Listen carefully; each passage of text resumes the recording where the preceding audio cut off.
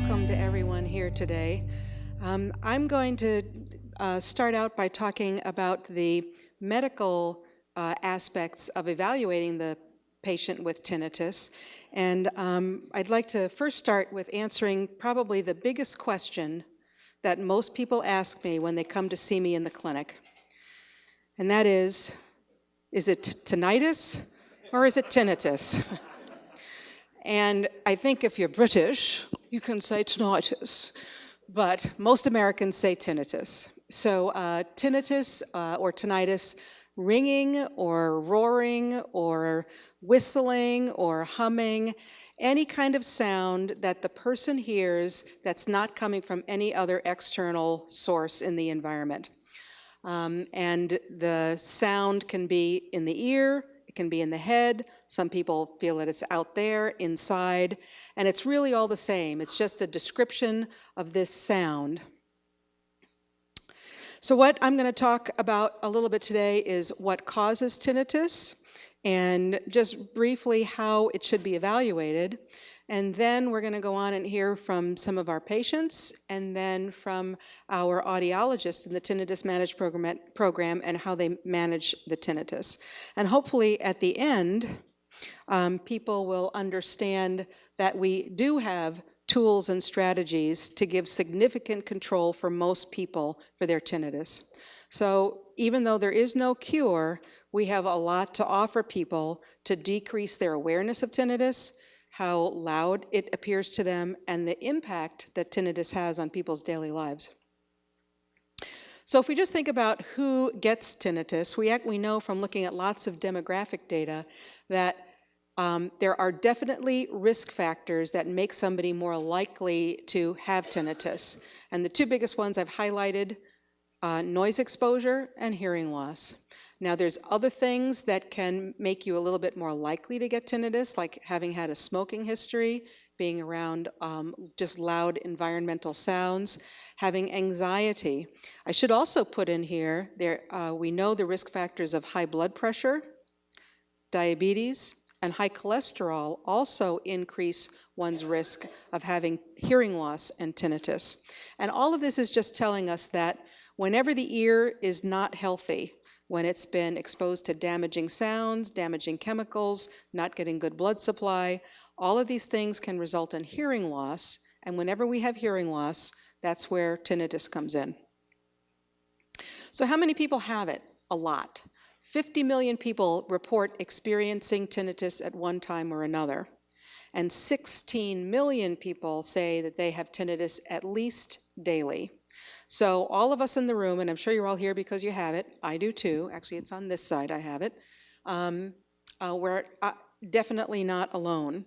And what's interesting about this figure is that the percentage of people in each age group that gets tinnitus actually increases as we get older. So even people, in the young age, 18 to 30, 3% of that demographic group will have tinnitus. It peaks around when we're in our mid-60s. About almost a third of people will have tinnitus. But what's very interesting is that when we get to the really older demographic group, people who are in their 80s and 90s, the percentage of people in that age group who have tinnitus is less than in younger groups. And part of that might be is that those are really healthy people. They were able to live that long, and they don't have heart disease, they don't have blood vessel problems. And so it just might be sort of a coincidence, but it's an interesting thing to see that fewer people have tinnitus as they get older. Now, how does tinnitus affect people? Well, probably I'm telling the choir here what's going on.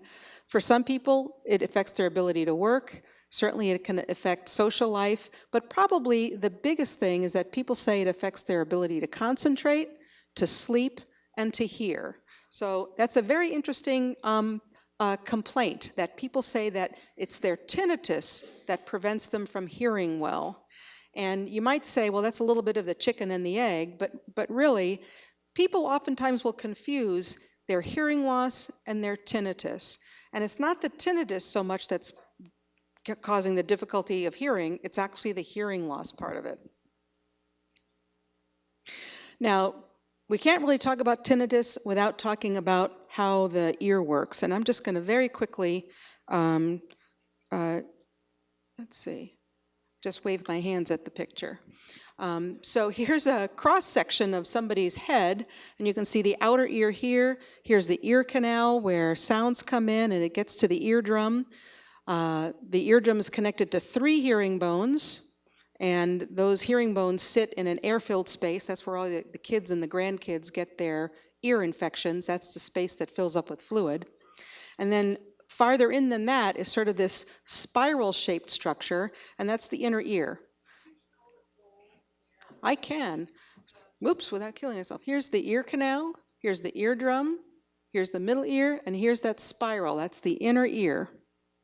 So that inner ear, it's the hardest bone in the body, but it's actually hollow on the inside, and it's filled with little hair cells, which you can think of them as being microphones, and each one of those little microphones picks up a sound, and it's connected to a hearing nerve, and that's how the information then goes to the brain.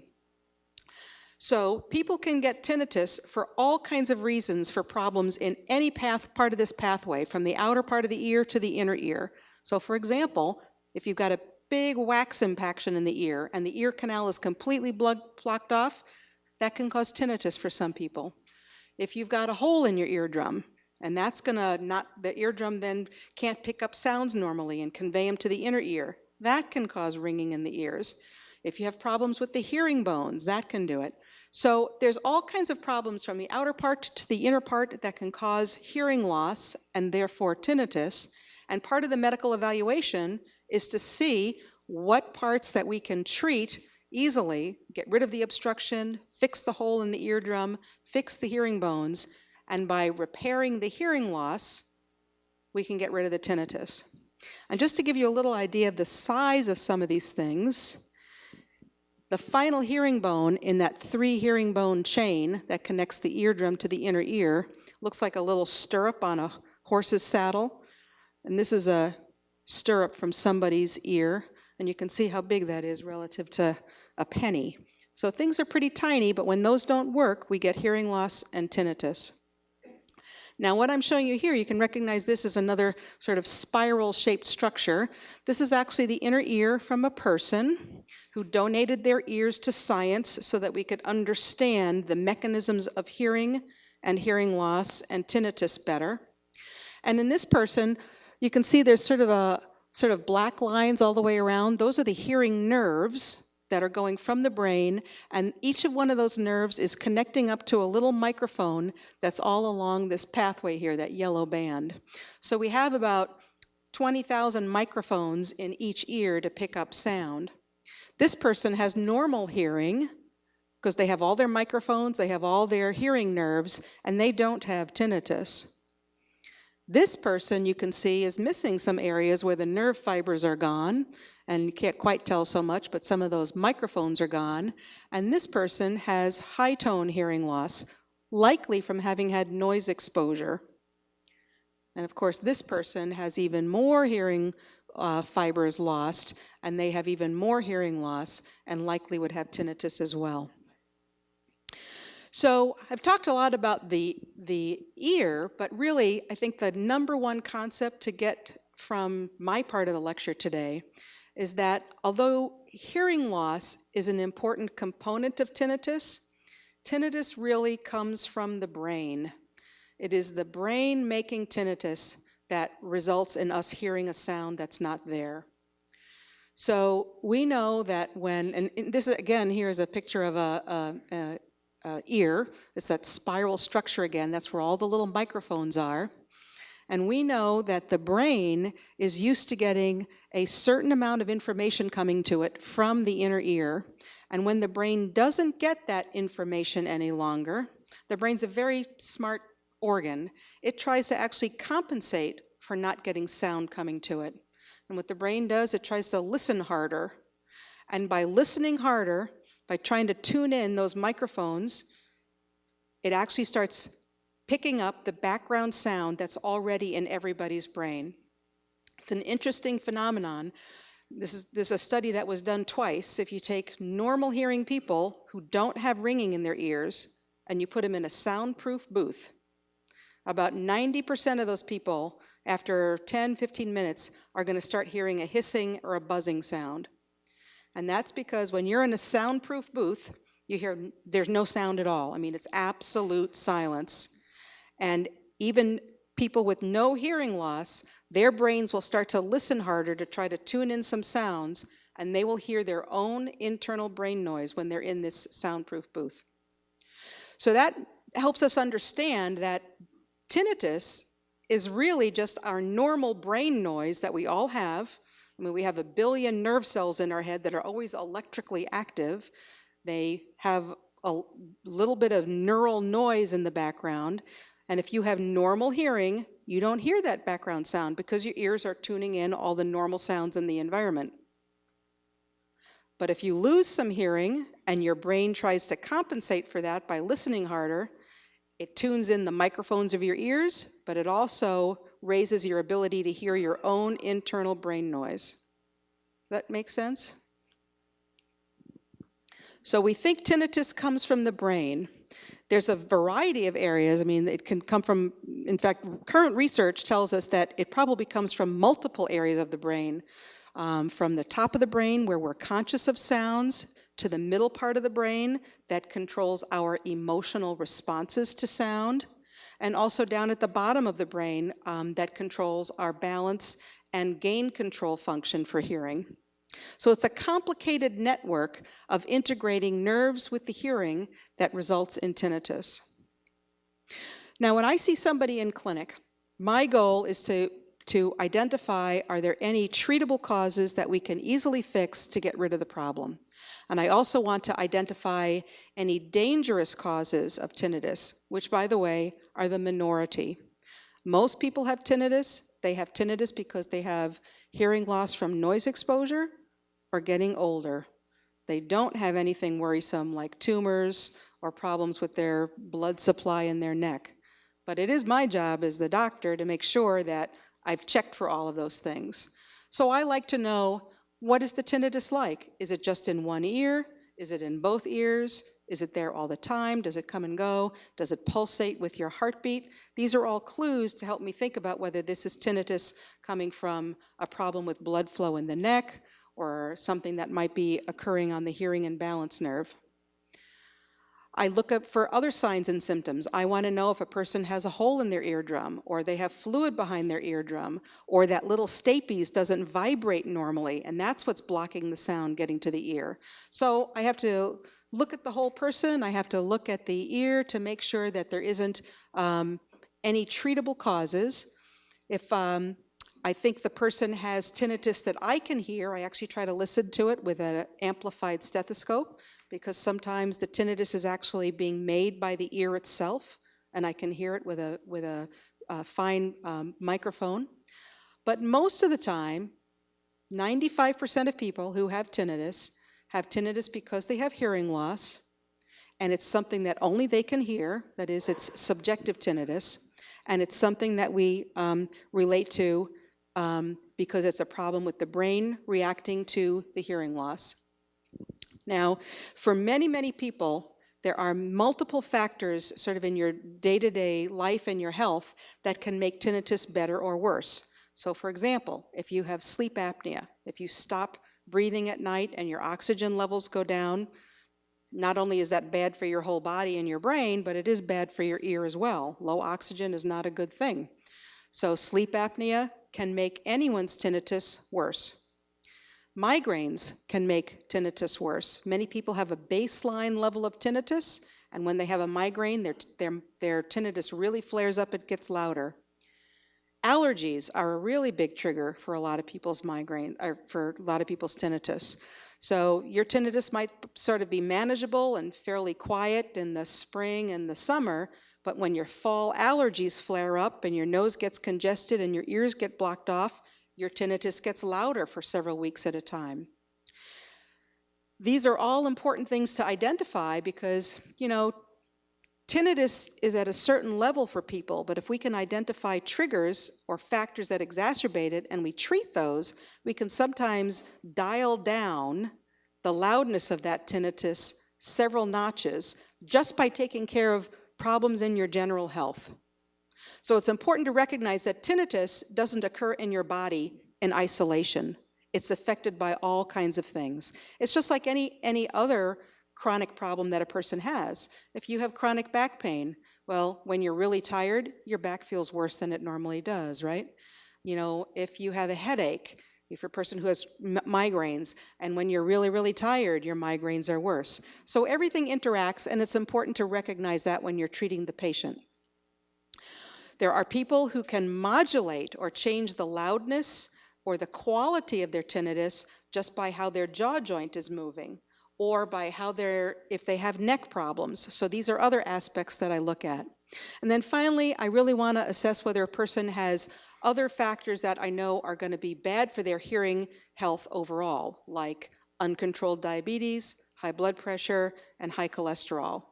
I also like to know what kind of medications a person is on. There are some people who come in with medications that I know are going to be exacerbators for tinnitus, like taking 8 or 10 aspirins every day, or taking a lot of naproxen or Aleve. There are definitely medicines out there that can worsen people's tinnitus. So those things I want to recognize as well. Now, just very quickly, I'm only putting these names up here because these are some of the drugs that have been out there and have been used over the years to try to treat tinnitus. Some of them work for some of the people, some of the time. And that's our big quandary right now with tinnitus. We don't have a single drug that we can say will work for even 50% of people in the room. Part of that problem is because everybody is so different. The only thing that everybody has in common in this room who has tinnitus is that I guarantee you all have hearing loss. That's the one common denominator for everybody with tinnitus. There's something unique about the person who does respond to gabapentin and their tinnitus gets better with that, but they're different than the person who gets better with Flexeril, and I can't predict who's going to do well with one and do well with the other. So using medications to treat tinnitus is really a challenge. And for some people, it's the right pathway to go down, but always we want to think about the hearing loss problem. Now, the other final part I want to put in here is that you're going to see ads all over the place. I'm sure you've seen them all the time, and we were bombarded several years ago by ads in the paper about different herbal medicines for tinnitus. And I just want to let you know that none of this is going to be effective for your tinnitus. I rarely make blanket statements like that, but all the patients that I ever see that come in having taken any of these things, they're now down $50 and they still have their tinnitus. Now, I will say that I have some patients that say ginkgo does help them, but they are the minority. And I never say you can't try things, but you always have to remember, even herbals, those are chemicals that interact with your body, they interact with other medicines that you take, and they are not benign, as we say. So don't think that just because it's over the counter that there can't be side effects from something. So overall, realize that there's a lot of snake oil out there, as we say, and none of these have been shown to be tinnitus cures by any means. Now, there are newer really high-powered treatments out there that we're investigating for tinnitus treatments. Most of them, and I have a few up here, transcranial magnetic stimulation, which uses magnets to do a high-power current to the brain, brain stimulation with actual electrodes going in with surgery. The newest one now is stimulating one of the nerves in your neck that then sends signals to the brain that changes how the brain responds to sounds. The one common denominator amongst all of these treatments is that they are trying to change how the brain is making tinnitus. Fairly invasive, all experimental. There might be something that comes out from some of these treatments in the future, but right now that this is still all experimental. The one thing that we do know, which is tried and true, that works well for people, is changing the hearing loss by hearing aids. And that's going to be the most important part, I think, of the next several talks about how we can actually manage tinnitus after we've gone through the medical evaluation, identifying triggering factors that can be modulated, looking at medications. The next thing is to really assess the hearing problem and go forward with that.